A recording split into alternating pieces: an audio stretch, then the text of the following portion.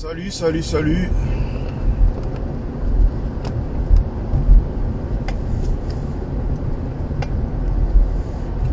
Potep, bienvenue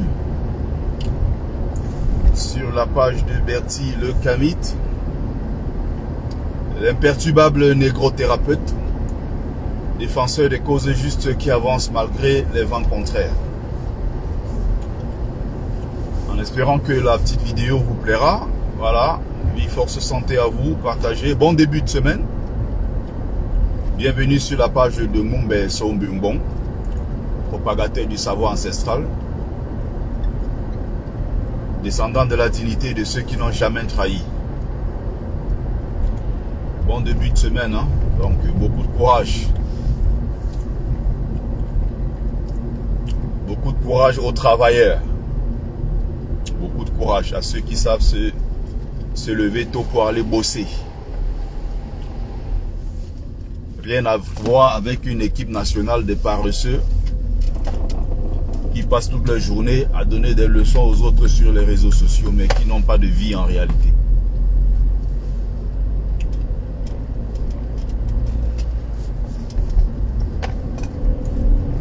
Nous avons une mission. Nous avons un défi en tant que peuple. Et c'est un défi, c'est un challenge parce que nous voyons ailleurs, partout dans le monde, comment ça bouge. Nous avons un défi en tant que Camerounais, en tant que peuple à relever. Nous devons être capables de mettre derrière nous, de surpasser nos mésententes, nos difficultés, nos différences. Voilà là où c'est tout en train de se jouer. Et sur ce terrain-là, nous sommes en train de lamentablement échouer. Nous avons un défi en tant que peuple. Ailleurs, on a vu récemment au Bangladesh des jeunes descendre dans les rues, chasser le président ou le premier ministre du pays. On a vu dans d'autres pays du monde comment ça bouge. On voit ailleurs comment les populations se battent pour que les choses changent. J'ai lu une motion de soutien apportée par le RDP à Baham, à Paul Biya, pour qu'il se représente encore en 2025. Je me pose des questions. Et ce n'est pas le premier, n'est-ce pas, motion de soutien. Il y en a des tonnes. Des enseignants d'université, des intellectuels camerounais, des pauvres Camerounais qui sont des Bayam Selam, qui sont dans des quartiers difficiles, sans eau ni électricité,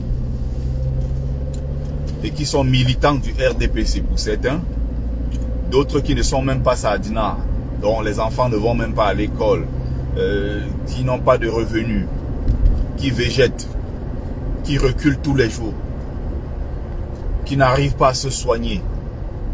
Vous avez encore les mêmes gens qui vous disent que effectivement Paul Biya, c'est une opportunité pour nous d'avoir un Paul Biya en 2025, c'est-à-dire un Paul Biya croulant. Quand je pense à tout ça, je me dis vivement 2025 qu'on essaye de voir ce qui va se passer, en espérant que Kamto va gagner, qu'on passera à autre chose, en espérant qu'il y aura un nouveau Cameroun, parce que même si Kamto ne gagne pas, le Cameroun continuera. Quelqu'un d'autre prendra son destin en main sûrement. Mais nous, en tant que militants du MRC, nous, en tant que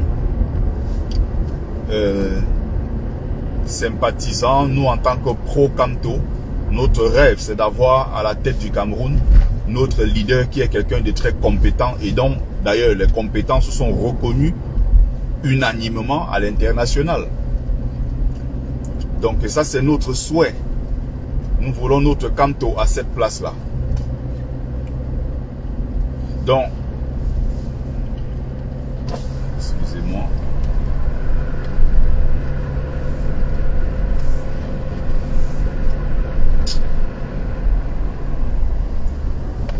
Nous voulons voir notre Kamto à cette place-là. Donc si ce n'est pas possible, le Cameroun de toute façon ne va pas s'arrêter. Donc, le devoir que nous avons, le défi que nous devons relever, c'est en tant que Camerounais, regarder d'abord l'intérêt de notre pays, le Cameroun. Que nous sortions de cette logique de nord-sud, que nous sortions de cette logique de chrétiens musulmans. Parce qu'il y a quelque chose qui se joue aujourd'hui, c'est que malheureusement, je le disais dans un post écrit, il y a beaucoup de nos frères qui sont des frères du Nord, qui pensent que Paul Biya, qui est du Sud, chrétien, a fait 42 ans au pouvoir et il doit remettre le pouvoir au Nord parce que c'est un musulman du Nord qui lui avait remis le pouvoir. C'est autant de choses comme ça qui nous divisent. C'est ça qui fait que, ensemble, nous n'arrivons pas à parler d'une seule et même voix. Qui a dit aux islamopeuls que le Grand Nord leur appartenait? Ils ont certes des accords tacites avec le régime de Biya. Ils ont toujours été privilégiés, eux les islamopeuls, au Nord, par rapport aux populations qu'ils appellent des villageois, des indigènes, les Kirdis, les sauvages, ceux qui fuient pour grimper et rester se cacher dans les montagnes, contrairement à eux, islamopeuls, qui sont des civilisés.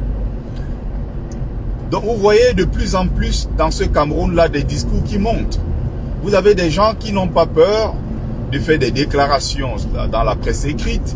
Vous avez des gens qui viennent d'ailleurs sur des plateaux de télévision, qui parlent du retour du Grand Nord au pouvoir. Et quand ils disent ici retour du Grand Nord au pouvoir, beaucoup qui n'ont pas étudié au minimum le Grand Nord et les différentes composantes ethniques et tout ce qui se passe dans le Nord et des duels, des conflits qui opposent les nordistes entre eux, ne comprennent pas ce que ça signifie. En réalité, quand ils disent que le pouvoir a duré au sud chrétien pendant 42 ans et ça doit remonter au nord musulman. Pourquoi? Parce que c'est les musulmans qui avaient remis le pouvoir à un chrétien. Paul Biya ne représente pas les chrétiens. Paul Biya ne représente pas les gens du sud. Il n'y a pas que l'axe nord-sud au Cameroun. Il y a l'ouest, il y a l'est, il y a les anglophones, il y a des francophones, il y a des musulmans, il y a des chrétiens, il y a des gens comme nous autres animistes. Nous ne sommes ni chrétiens ni musulmans. Et c'est le cas d'ailleurs dans le Grand Nord, qu'on a toujours présenté comme étant le Nord musulman. Qui a dit que les musulmans étaient majoritaires au Nord? Ce n'est pas vrai. Qui a dit que dans le Sud, il y a seulement les chrétiens? Ce n'est pas vrai. Tout le Grand Nord Cameroun n'est pas musulman, n'est pas majoritairement musulman. Il y a des islamopeuls qui sont certes musulmans, il y a des populations alliées au fil du temps, comme les populations autochtones qui se sont alliées, qui se sont convertis, d'autres par conviction, d'autres tout simplement par opportunisme, parce que Ahidjo, il faut bien préciser que c'était un extrémiste, quelqu'un qui n'acceptait pas forcément autour de lui des populations du Nord qui n'étaient pas musulmanes. Donc beaucoup, pour avoir des postes dans l'administration camerounaise à l'époque, ont été obligés de se convertir. Et les gouvernements successifs, même d'ailleurs, Ahidjo, il avait une aversion, une haine contre ceux qui étaient du Nord, qui étaient des autochtones du Nord et qui n'étaient pas musulmans. À l'époque d'Ahidjo, mais ça a été une période très compliquée pour ceux-là. Allez consulter l'histoire du Grand Nord sur ces grandes figures, les Vrumsia Chinaya et tous ces gens-là qui sont des gens qui étaient du Nord et tout, qui avaient des postes dans l'administration. Mais comme c'est des gens qui avaient refusé l'adhésion à l'islam, la conversion à l'islam, l'adhésion et même la soumission, n'est-ce pas, au régime à Ahidjo et tous ces gens-là, beaucoup ont été écartés. Ahidjo lui-même étant quelqu'un qui n'a pas été à l'école, ne voulait pas voir forcément des gens devant lui. Il a raison pour laquelle il a tué le Grand Nord. Il n'a jamais voulu que, majoritairement, que les enfants du Grand Nord aillent à l'école. Il n'a pas fait la promotion de l'école et des grandes élites intellectuelles du Grand Nord. Ça a tout été l'un de ses défauts. Il n'encourageait pas cela. Parce qu'il avait lui-même ses complexes de n'avoir pas été à l'école suffisamment. Sur un autre plan, il a fait de très bonnes choses. Mais il y a aussi des choses qu'on peut lui reprocher. Donc, le ciment fédérateur que nous n'arrivons pas à créer, d'ailleurs que les élites intellectuelles camerounaises n'arrivent pas, n'est-ce pas, n'arrivent pas à créer, c'est justement ça. Cette élite-là, qui est dans la mendicité, des grands diplômés, qui d'ailleurs pour beaucoup ne sont pas des intellectuels, qui font des pieds et des mains pour rencontrer Paul Biya, qui font de la talakou politique à Paul Biya parce qu'ils veulent quelques postes, quelques petits strapontins, qui n'ont pas pensé à l'avenir du Cameroun, qui n'ont pas pensé au Cameroun dans 50 ans. C'est des petits aplaventristes, des mendiants, qui n'ont pas pensé à ce qu'on dira d'eux, de leur réputation dans 20 ans, dans 30 ans, parce que tous ces gens qui écrivent des motions de soutien, pour dire que Paul Biya doit se représenter à 92 ans, il y a un collectif d'ailleurs d'enseignants d'université qu'il avait fait en 2017, appelant Paul Biya ici à déposer sa candidature en 2018. Ils sont là, ils sont contents, mais l'histoire n'oublie pas. On viendra le leur rappeler dans 10 ans, dans 20 ans, dans 30 ans, ils seront choqués, ils vont dire « Ah, on ne les aime pas ». Comme il y a eu un certain Hubert Mononjana qui a passé toute sa vie à attiser cette haine, qui a passé toute sa vie à créer des concepts fumeux comme ethno-fascistes, les anglo-bamis et tout ce genre de choses, tous les jours qui crachaient sur les anglophones, crachaient sur les bamideke et protégeaient le pouvoir du frère du village.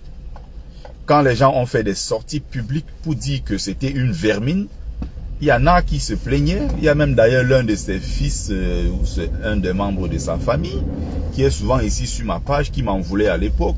Ouais, tu as osé parler comme ça de mon oncle. J'ai dit, mais il est ton oncle, mais il appartient au Cameroun, il appartient à l'histoire du Cameroun. Et s'il est donc dans la poubelle de l'histoire, tu ne vas pas venir me faire ce reproche. Dans ce cas, va faire le reproche, n'est-ce pas, sur la page du professeur Franklin Nyamsi.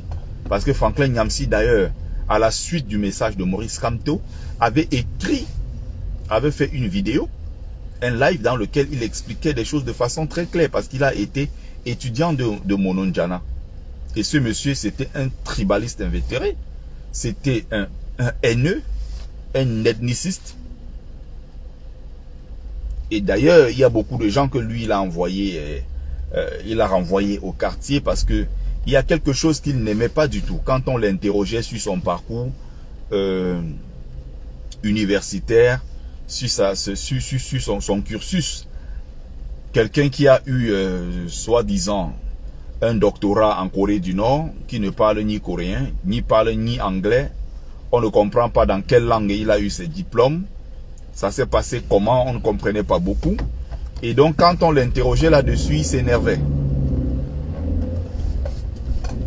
Donc, il faut sortir de cette logique-là, de penser que non, c'est notre tour. Ah non, non, non, un chrétien a été au pouvoir. Non, il y a des populations animistes et chrétiens du Nord qui ne sont pas d'accord avec ce que pensent les islamophobes. Et comprenez très bien quand ils disent que le pouvoir doit revenir aux Nord musulmans, il faut comprendre, ça veut dire que eux, les islamophobes, parce que ils n'accepteront et ne supporteront jamais que ceux qu'ils appellent les Kirdis, les sauvages, les Fali, tout ça là, les Kirdis, prennent le pouvoir au Cameroun, à leur détriment, eux qui sont des suprémacistes du Grand Nord, qui contrôlent tout, les terres les plus fertiles, qui contrôlent l'administration, qui contrôlent le RDPC, qui contrôlent tout pratiquement dans le Grand Nord. Ils ne vont jamais l'admettre. Ils ne pourront pas accepter. Donc c'est pour ça que pour eux, quand on dit que Amadou Vamourké, même si Vamourké a été converti à l'islam, il n'est pas islamophile, ça ne les intéresse pas qu'il fasse 50 ans en prison. Même s'il a raison, même s'il n'a pas volé, même s'il s'en fout. Remarquez très bien que quand il parle de « Oh, nous avons nos prisonniers politiques du Grand Nord, il ne cite jamais quelqu'un qui ne soit islamophile. Il ne cite que des gens, les leurs comme ils appellent. Quand Mamadou Mota a été arrêté, bastonné, torturé, le bras cassé, envoyé en prison, est-ce que vous avez vu les gens du Grand Nord se lever? Jamais pour eux, ça ne compte pas parce que pour eux, ils considèrent Mamadou Mota comme un sauvage du Nord. C'est des populations, c'est comme les tout pourris, les Moundang et tout ça, des gens costauds, forts, noirs, foncés et tout. Non, non, non, eux, les islamophiles, ils sont intelligents, ils sont clairs de peau, ils sont fins, ils méritent les meilleurs postes, ils ont des très belles femmes, et ils méritent mieux que les autres parce qu'ils considèrent les autres comme des êtres inférieurs. Raison pour laquelle ils ne se mobilisent pas quand vous entendez que... C'est pour ça que beaucoup qui sont du Sud, quand ils parlent du Grand Nord, ils ne comprennent pas les enjeux, ils ne comprennent pas l'organisation de cette société, les différentes interconnexions et les conflits qu'il y a entre ces différents peuples. Il faut comprendre ces subtilités-là pour pouvoir parler du Grand Nord. J'espère que je me fais bien comprendre. Je m'adresse ici à ceux-là qui n'ont pas compris ce qui se passe dans le Nord.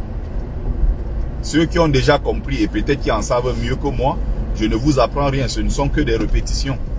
Mais il y en a certainement dans le direct qui ne savent pas ce qui se passe dans le Grand Nord.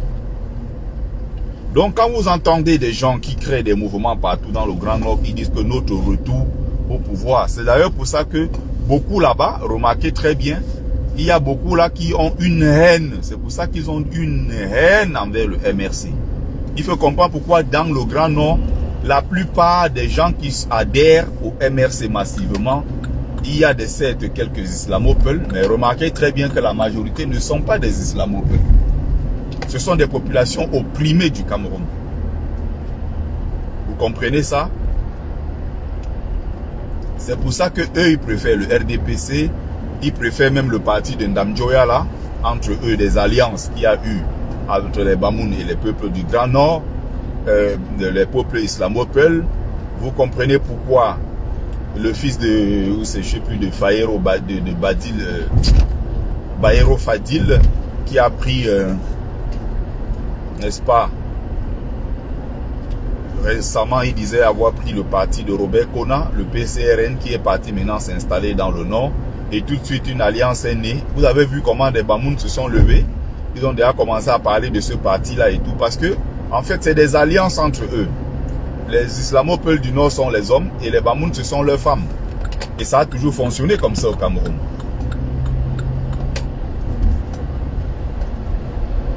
Ça a toujours fonctionné comme ça au Cameroun, c'est-à-dire que vous avez des alliances sur le plan purement religieux, vous avez des alliances sur le plan purement tribal, et il faut donc à un moment passer de cette étape-là pour bâtir ensemble quelque chose, c'est-à-dire qu'un projet national, porter ce projet national, et il faut un ciment fédérateur entre tous ces peuples-là, pour qu'on puisse parler tous, n'est-ce pas, d'une même voix en tant que Camerounais.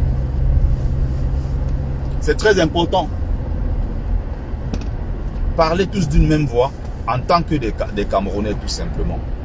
C'est très important. Vous voyez ça? Donc, quand vous dites que ceux du Nord on doit remettre le pouvoir au Nord, parce que c'est un nordiste qui avait remis à un sudiste. Maintenant, est-ce que vous avez pensé que il y a le peuple Grassfield qui n'a jamais eu de président? Est-ce que vous pensez que bon, les peuples du Nord ont eu un président? Les peuples Ekan en général, Fangbeti Boulou, ont eu un président? Est-ce que vous pensez aussi qu'il y a ceux qui sont du Grassfield qui n'ont jamais eu de président? Est-ce que vous pensez qu'il y a l'air culturel le Sawa qui n'a jamais eu aussi de président? Donc vous pensez que quand on dit le Sud appartient tout simplement aux Ekan. Les Sawa qui sont aussi du Sud, les Bamileke, les Grassfield en général qui sont aussi du Sud, ça ne compte pas. Voilà les logiques villageoises.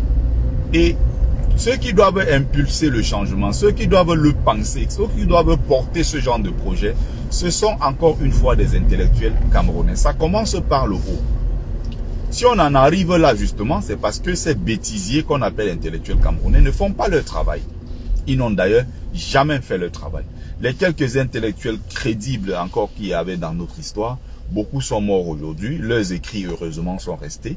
On a su l'échiquier politique les qui aujourd'hui, des quelques enseignants universitaires qui ne sont pas forcément des intellectuels. Il y a beaucoup qui sont tout simplement des enseignants, qui ont quelques diplômes, ça s'arrête là. Il y en a qui sont des petits bavardologues des chaînes de télévision, qui laissent croire que non, c'est parce qu'ils parlent beaucoup à la télé qu'ils ont raison. Vous avez, et souvent avec eux, ne vous laissez jamais impressionner par leur titre, un professeur, agrégé, blablabla. Il y a beaucoup là, moi je les battrais, que ce soit sur le plan purement intellectuel, que ce soit dans un débat constructif. On laisse les histoires du quartier, je les écrase à plate couture. Parce qu'ils n'ont rien dans la tête.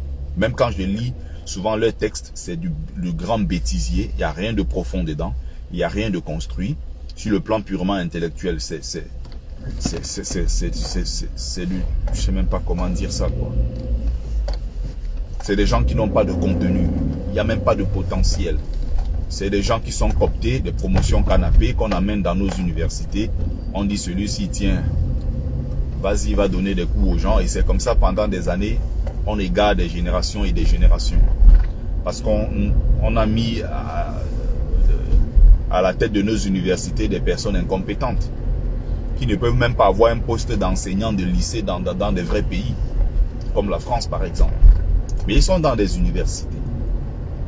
Ils grimpent les petites filles là-bas, comme mon ancien professeur de philo, quand j'étais en fac à l'époque de Mintoumen. Voilà leur travail. Il a été exclu de l'université. Voilà leur travail. Vendre des notes aux élèves. Quand il voit une belle fille qui lui plaît, il doit grimper dessus. Si tu ne veux pas, on ne te fait pas passer. Il a traumatisé des filles. Il a fait échouer des gens, traumatisé des générations. Et imaginez ce qu'il fait dans les universités camerounaises depuis combien d'années aujourd'hui. Je dis bien, il a été mon enseignant.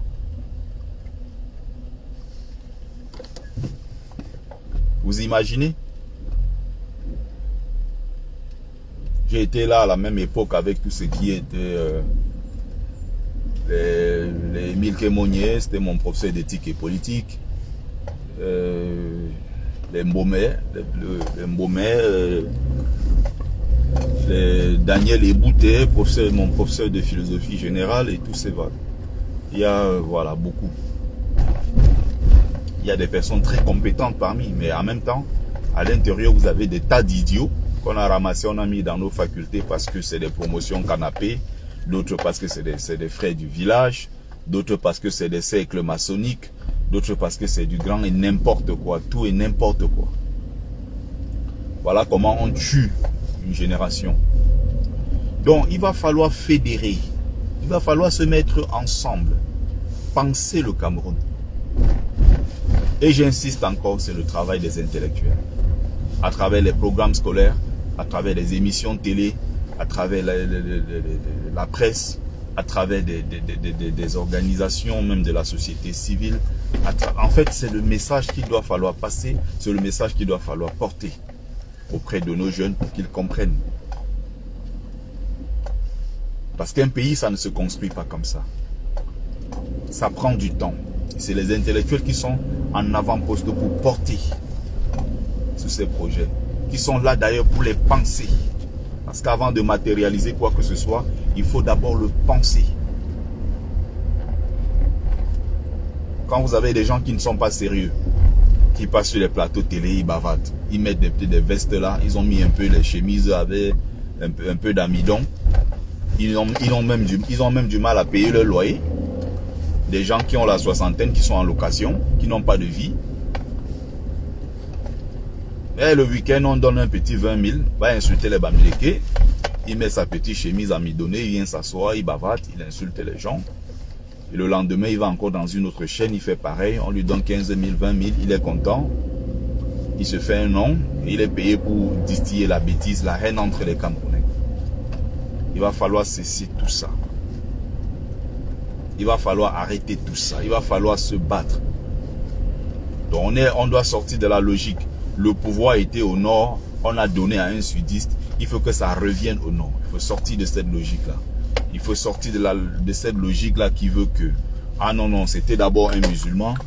Pendant, il y a eu un musulman pendant 25 ans. Il y a eu un musulman pendant 25 ans au pouvoir. Non, non, non, non. Maintenant, il y a eu un sudiste, un chrétien qui a pris le pouvoir pendant 42 ans. Il va falloir que ça revienne chez les musulmans. Où est le désordre que ça crée? Et bon, maintenant, nous, les animistes, là, nous, on n'existe pas. On n'est pas comptabilisé parmi les Camerounais. Nous qui pratiquons le culte de nos ancêtres. Nous, on ne compte pas alors. C'est ça? C'est donc ça le Cameroun que vous voulez construire? En excluant les autres?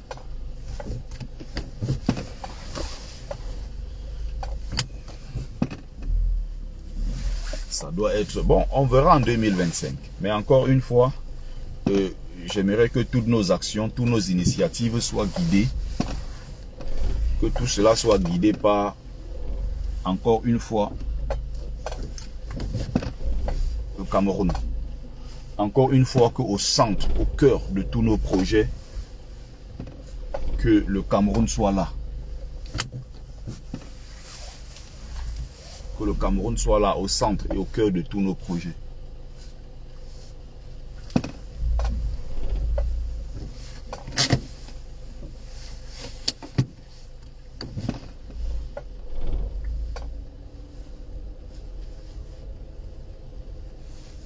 Donc,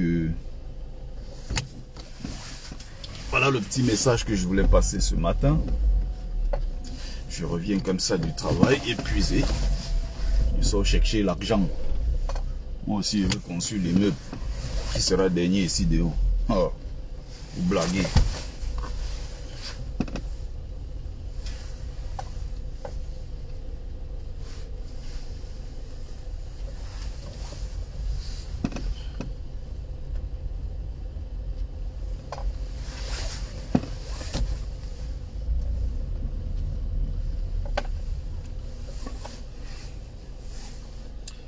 Donc, il va falloir, comme je suis en train de dire, sortir de cette logique pour pouvoir bâtir quelque chose ensemble en tant que peuple. Et c'est très important. On va voir ce que ça va donner. Mais encore une fois, quand on aime le Cameroun, c'est la raison pour laquelle d'ailleurs on a du mal à se séparer. Il y a des moments où je me suis dit non, non, non, ça vaut pas la peine avec les choses des Camerounais. Je dois sortir de toutes ces choses-là parce que ça m'épuise au quotidien, ça pompe mon énergie. J'ai arrêté de me concentrer sur certaines choses avant, sur certaines choses parce que je suis complètement impliqué dans toutes ces choses-là, avec les pieds et les mains. Il y a eu des moments où je disais je vais sortir de toutes ces choses-là, mais c'est pas possible. Quand on aime son pays, quand on aime le Cameroun profondément, comme c'est mon cas, on a du mal à se séparer complètement, à couper les ponts avec son pays d'origine. Nous aimons beaucoup le Cameroun. C'est la raison pour laquelle nous voulons voir les choses avancer. Et nous voulons voir les Camerounais penser Cameroun. Il faut sortir de cette logique d'haïr l'autre. C'est pour ça que même moi, en défendant le peuple bamileke, je n'ai jamais défendu mon peuple en étant contre l'autre parce que je les déteste ou parce que je suis contre eux. Et je suis lucide quand je veux parler également des défauts d'état du peuple bamileke et de ses élites collaborationnistes qui sont des petits mendiants.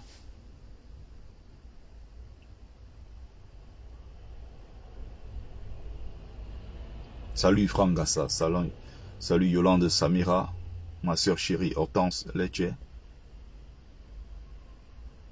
C'est ça justement. Il va falloir sortir de cette logique-là. Je vois des gens dire que Beta Paul Biya encore que le Bamileke Kamto. Est-ce qu'on construit un pays comme ça? Je vois des gens dire que non, Beta encore on lui donne 7 ans à Paul Biya. Il meurt même au pouvoir. On s'en fout. Un Bamileke ne sera jamais président. Kamto ne sera jamais président. Tu préfères que un vieillard croulant qui ne contrôle plus rien, laisse le pays entre les mains d'un cartel, d'un groupe de voyous qui ont pris le Cameroun en otage, qu'on continue de voler nos milliards sans construire nos routes, nos hôpitaux, nos écoles et tout ce qui va avec. Tu préfères cela à quelqu'un de comme Kamto qui est compétent, donc en fait tu t'amputes de cette compétence de Maurice Kamto qui pourrait développer le Cameroun très rapidement, faire relever le pays, l'économie, les infrastructures et tout ce qui va suivre avec. Non, tu préfères vivre dans l'obscurité plutôt que d'avoir quelqu'un qui t'apporte la lumière. Tout simplement parce que il a eu la chance ou la malchance de naître dans une ethnie qu'on appelle le peuple Bamileke. Voilà. Il y a des gens, non, Beta, ça repart au nord. Nous, on ne veut pas entendre les Bamileke dans ces choses-là parce qu'ils ont trop de haine. S'ils prennent le pouvoir, ils vont régler les comptes contre nous, les boulous. Comme on entend Marlène Mvoutou dans ses directs. Est-ce qu'on aime vraiment le Cameroun quand on chasse les personnes compétentes? On bloque des millions de Camerounais compétents à la diaspora, en diaspora, en laissant à des postes des médiocres qui sont là parce que c'est des réseaux. Vous imaginez si on fait venir toutes ces compétences de la diaspora pour reconstruire ensemble le Cameroun? Je rêve de tout ça. De voir tous ces cerveaux qui sont à Dubaï, en Allemagne, aux États-Unis, au Japon, au Canada, que tous ces enfants-là, que la porte soit ouverte et que désormais à Douala, Yaoundé, que ce soit un va-et-vient pas possible. C'est-à-dire que on voit à l'aéroport débarquer tous les jours, tous les enfants qui sont bloqués dehors depuis 15 ans, 20 ans, qu'on voit tous ces gens-là revenir au Cameroun apporter leurs compétences pour développer le pays. Qu'à la chute du régime, qu'il y ait un nouveau régime qui va apporter un nouveau souffle à notre pays et tracer le chemin pour un nouveau départ. Et que finalement, vous voyez, qu'on ait,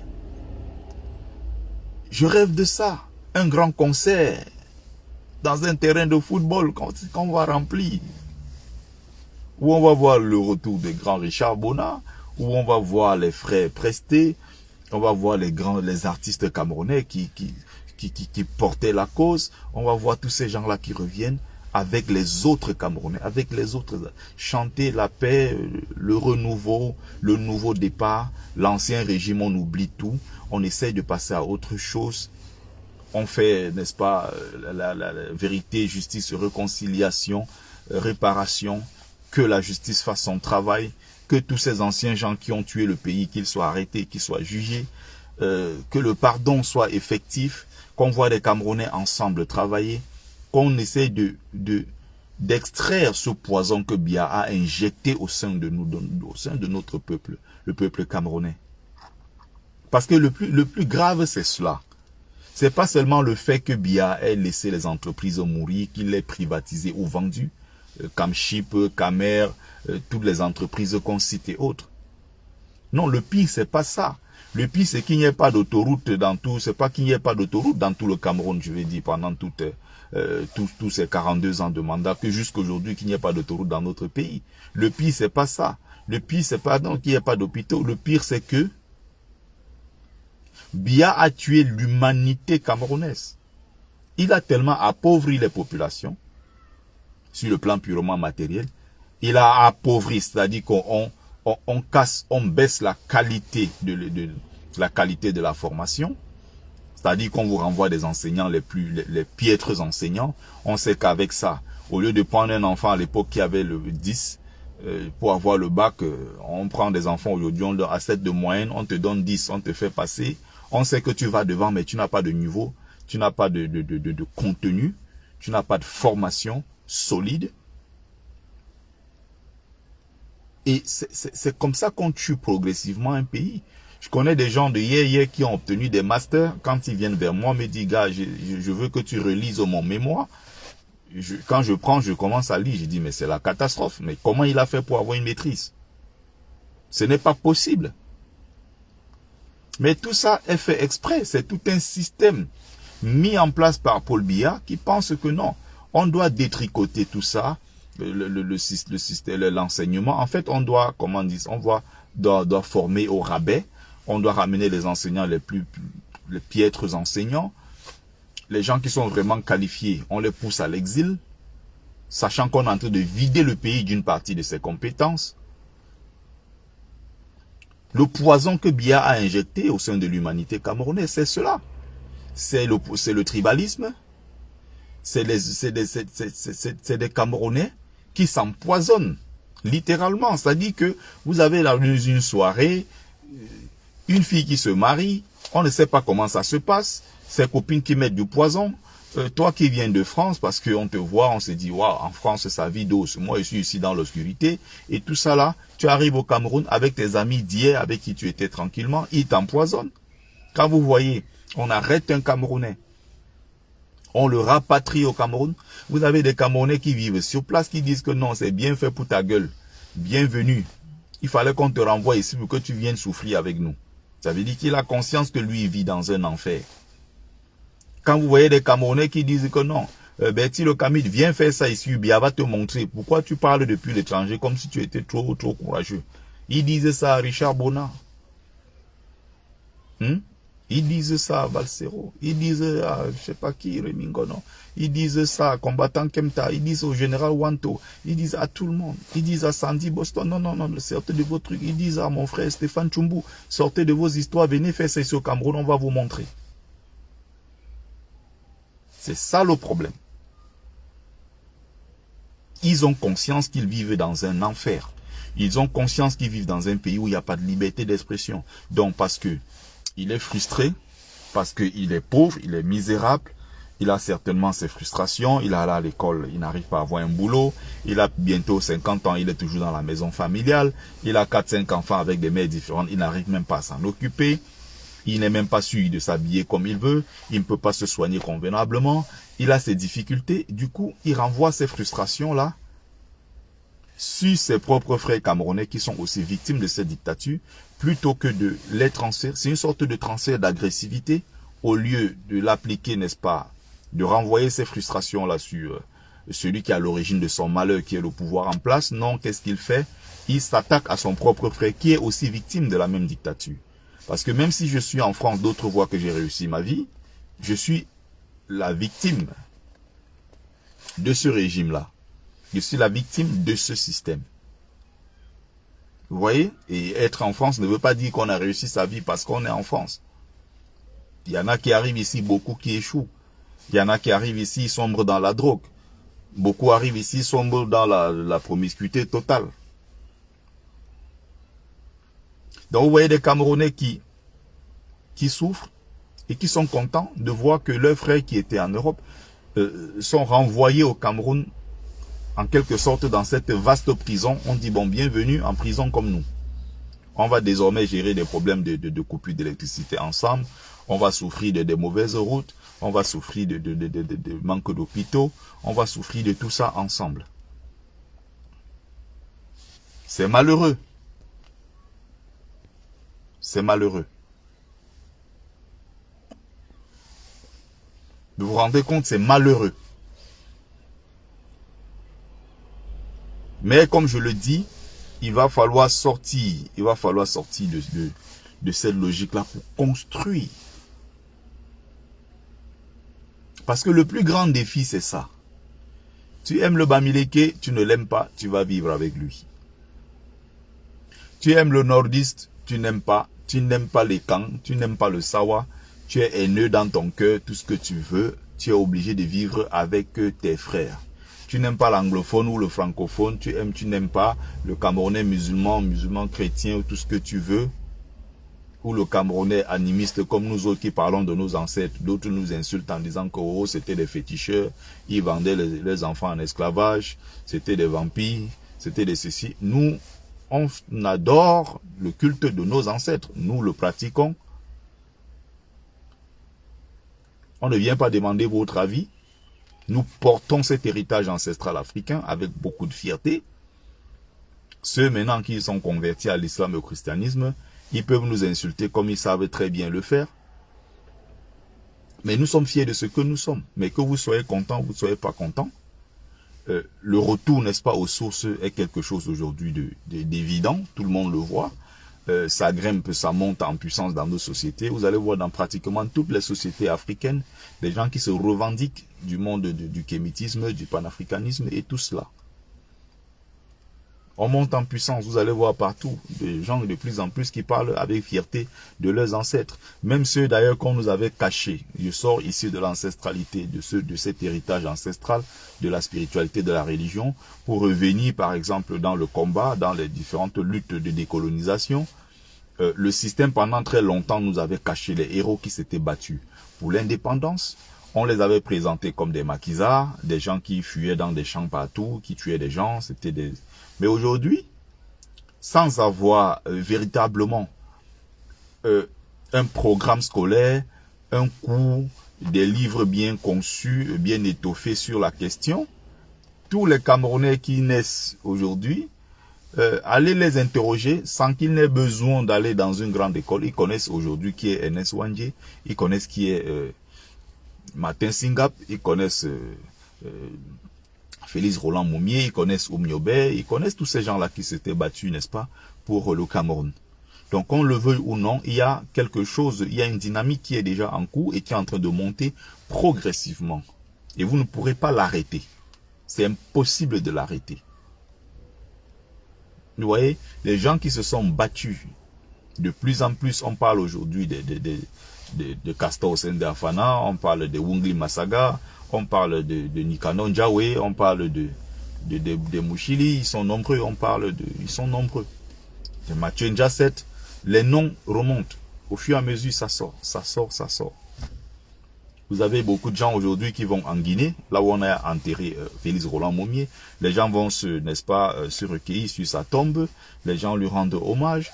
Qu'on le veuille ou non, c'est ce Cameroun-là. Et les choses vont monter progressivement. En 2025, on va voir ce qui se passe. Mais encore une fois, nous avons nos familles là-bas, nous avons nos amis, nous avons nos connaissances, nous avons pratiquement tout dans ce pays. Même nos investissements aussi, une partie, on a investi là-bas, même si on ne vit pas là-bas, on l'a laissé pour les autres, profitez-en. Même si nous avons une vie ailleurs, comme c'est mon cas, moi, ma vie c'est en France, c'est pas au Cameroun. Donc, il faut faire en sorte que les choses se passent bien. On a intérêt à faire en sorte que les choses se passent bien pour tout le monde. Ces derniers temps, j'ai pas eu beaucoup de force, d'énergie, beaucoup de courage pour aller regarder encore ce qui se dit. C'est presque tout le temps les mêmes choses, hein, rassurez-vous. Mais quand je vois, franchement, quand je vais m'asseoir sur TikTok, parfois comme ça, j'ai mal à la tête. Allez vous asseoir sur TikTok, vous écoutez au quotidien le souhait de certains Camerounais de voir le pays sombrer. Le souhait de certains Camerounais que n'arrive jamais au pouvoir un Bamileke. Des gens qui se battent au quotidien pour prouver que non, les Bamileke sont le problème dans ce pays-là. On est le caillou dans la chaussure.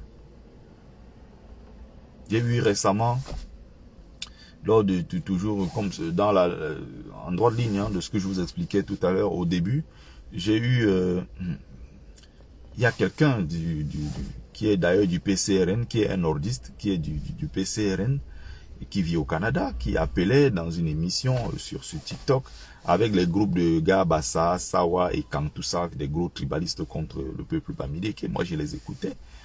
Ils disaient, de toute façon, votre histoire du MRC, ça n'ira nulle part. Si vous voulez gagner les élections au Cameroun, il faut d'abord gagner les élections dans le Grand Nord. Et pour gagner les élections dans le Grand Nord, il faut passer par nous.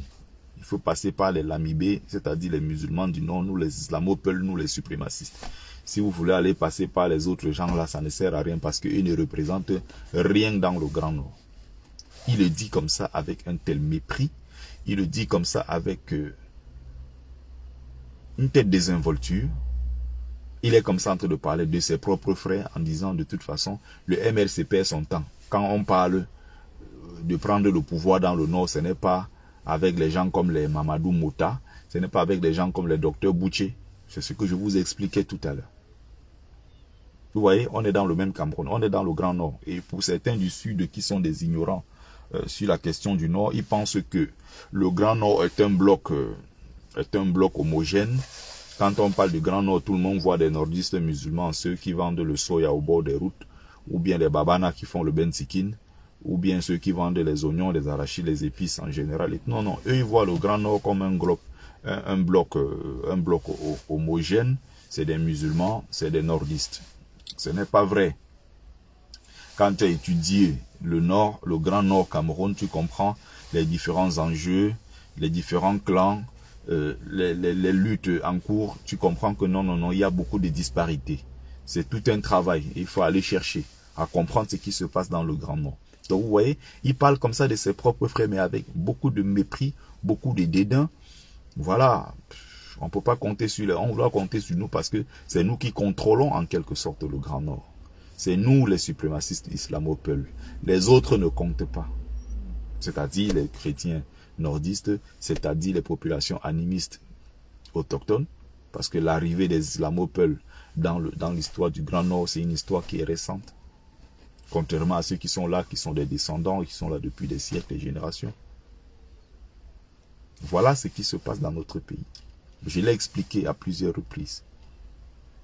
Malheureusement, ce genre de direct très instructif sur notre pays, c'est pas beaucoup suivi. Comme disait Franck Gassa tout à l'heure, ils sont au nombre de 1000 assis dans un direct là-bas où on parle de Balthazar. Un gars là de Guinée équatoriale qui est sorti l'homme de l'année. Un gars dangereux.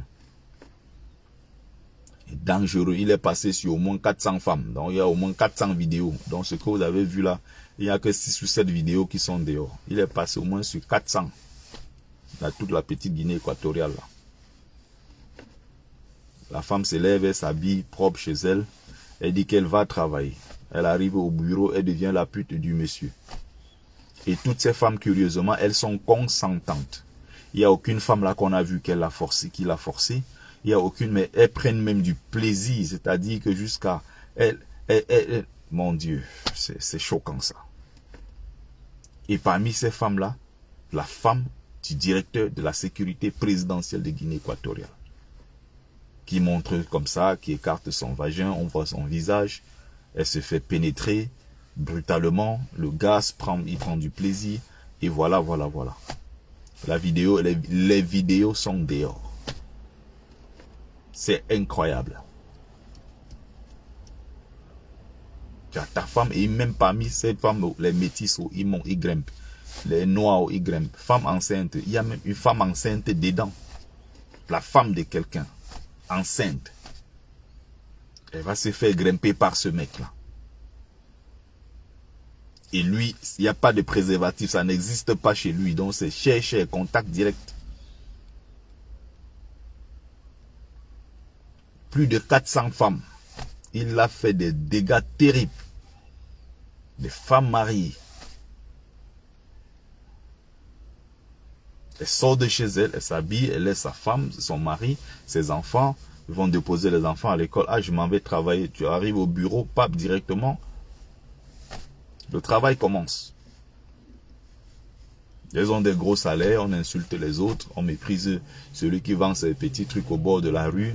On te méprise. Non, on est assis dans des grands bureaux. Et voilà ce qu'on va faire. Les femmes. On va dire aussi oui, les hommes. C'est pas possible. Et on dit comme ça, qu'est-ce que les hommes cherchent ici dehors? Quand tu vois les filles qui grimpent dans les bureaux partout, il n'y a aucune femme là-bas qui a le niveau de beauté de sa femme qu'il a à la maison. Il a 5 enfants. Il a une femme qui est extraordinairement belle. Très très belle femme à la maison. Qui lui a donné de très beaux enfants. 4 filles, 4 garçons, une fille. Vraiment une magnifique famille. Mais dehors, regarde ce qu'il fait. Et regarde même parfois des femmes qui grimpent dehors, qui ne valent même pas sa femme qu'il a à la maison. On ne comprend pas ce qui se passe dans la tête de certains hommes. Voilà les femmes puissantes. Nos sœurs qui vont en Guinée équatoriale tout le temps là, on attend votre dossier. On attend aussi votre dossier là-bas. Vous avez plein de dossiers, les influenceuses camerounaises qui passent leur temps en Guinée équatoriale, que oh, on peut faire du business. Vous faites le business plus que les qui. Vous partez faire des putes dans des bureaux là-bas. Voilà ce que vous allez faire là-bas, les influenceuses. C'est terrible. Hein? Certaines femmes, franchement, quand je vois ce que je... Non, c'est incroyable. Elle se regarde bien dans la vidéo. Elle est contente, elle prend même, elle se regarde. Et demain, comme la vidéo est dehors, on se plaint. Ce mec, c'est un psychopathe. Comment tu peux prendre du plaisir à faire l'amour en te regardant dans une vidéo? Qu'est-ce que tu gagnes en fait? Qu'est-ce que ça t'apporte de voir que tu es dans une vidéo? Tu te vois toi en vidéo en train de faire l'amour. Je ne sais pas ce que ça apporte. Je ne sais pas ce que les gens ont souvent cette folie là dans leur tête. Je ne sais pas ce qui leur arrive de se lever et aller de faire ce genre de choses.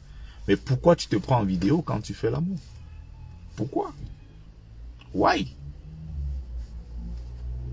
Tu fais l'amour tout simplement. Tu as besoin de te prendre en vidéo. Et demain, si ça se retrouve dehors, si ton téléphone tombe, on a tes images, tout. Si ça peut arriver qu'on te piège. On piège des gens souvent dans les hôtels. Tu es couché dans un hôtel, il y a quelqu'un qui a piégé, il a mis une caméra, tes images se retrouvent dehors. Ah, là, tu as été piégé. Personne n'est à l'abri. Il y a des gens qui peuvent te piéger, qui installent les caméras. Ça peut être chez toi, dans ta voiture, ça peut être peu importe. Là, tu as été piégé. Ça n'a rien avec quelqu'un qui prend son propre téléphone. Il met là. Il met tac. Avant d'aller se mettre, il commence. Et la fille elle-même qui voit, elle est contente de se voir en image. Mais c'est pas possible. Pourquoi les gens font ça? Bon. Chacun fait ce qu'il a à faire. Nous, on fait le nôtre.